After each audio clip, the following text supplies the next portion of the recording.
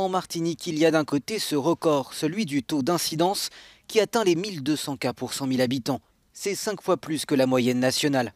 De l'autre, ce très faible taux de vaccination, moins d'un quart de la population a reçu une dose d'un vaccin. Mais face au désastre sanitaire, la vaccination a connu un léger frémissement et plusieurs habitants jusque-là réfractaires changent d'avis. C'est le cas d'Alex. Je ne pensais pas que ça allait être grave. Par contre, qu'il y a 2 jours, j'ai perdu une tante. J'ai vu un pauvre cousin à moi très proche. Il est resté 2 ou 3 jours couché chez lui. Quand hier soir j'ai vu les pompiers, tout ça, ça m'a interpellé. Ça a fait un déclenchement à la tête. Mais ce n'est pas encore l'engouement. Et certains habitants viennent à reculons. Parce qu'il y a déjà un petit moment que vous auriez pu venir, donc. Je n'y crois pas. À la vaccination? Non.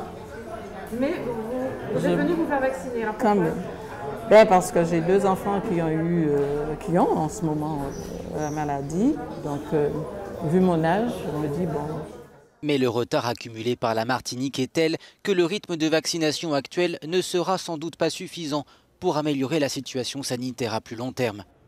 Si l'hésitation vaccinale reste toujours aussi importante en Martinique, ce qui est certain, c'est que lorsque cette 4e vague dramatique sera passée, puisqu'elle va finir par passer avec les mesures de freinage très strictes qui ont été mises en place, eh bien, il y aura ensuite une 5e vague, une 6e vague et ainsi de suite.